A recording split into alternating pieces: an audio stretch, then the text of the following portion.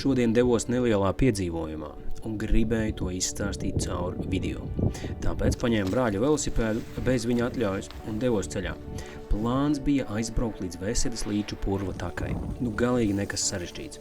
Galvā jau viss forši. Pabraukāšu ričuku, noķeršu pāris kadrus, ātri samontēšu to visu kopā un vīģis gandrīz vai gatavs. Jāliek tikai YouTube'ā.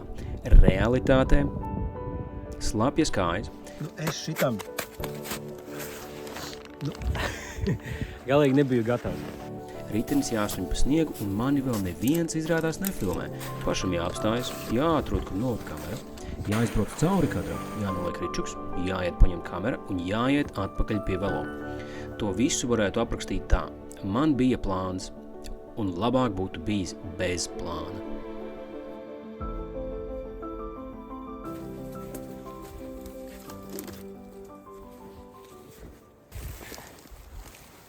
YouTube'ā viņi jau ļoti forši sataisa. Tur ir skaisti viģiki, smuki kadri. Slikti, nezinu. Man galvā bija viena ideja, kā šitam stāstam jāizskatās. Es izbraucu no mājas, es aizbraucu uz to purvu, es pastaigāju, nofilmēju smukus kadrus, salieku kopā un visi ir priecīgi, skaisti, tik video, superīgi video.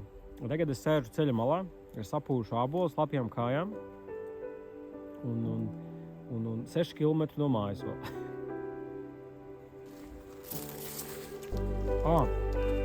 Un neviens jau tos video nefilmē manā vietā. Un nav tā, ka es vienkārši smuki braucu un video ir. Nē, es visu laiku skrienu, vazājos pa sniegu, pa dubļiem.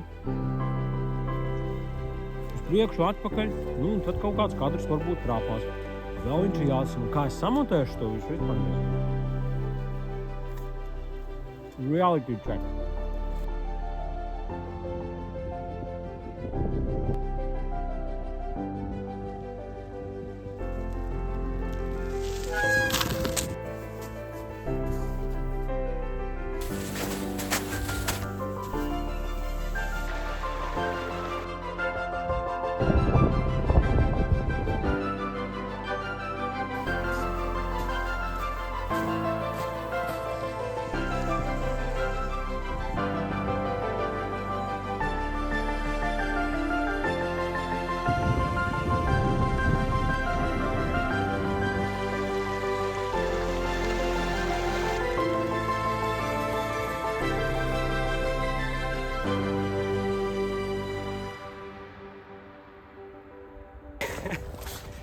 Ir diezgan muļķīgi, laikam, uzlikt tādas lielas ekspektācijas uz sevi, ka man ir jābūt tā kā tiem džekiem, kas tur taisa tos YouTube video profesionāli un tik skaisti, un tagad es iešu, pabraukšu, un man būs tieši tāpat.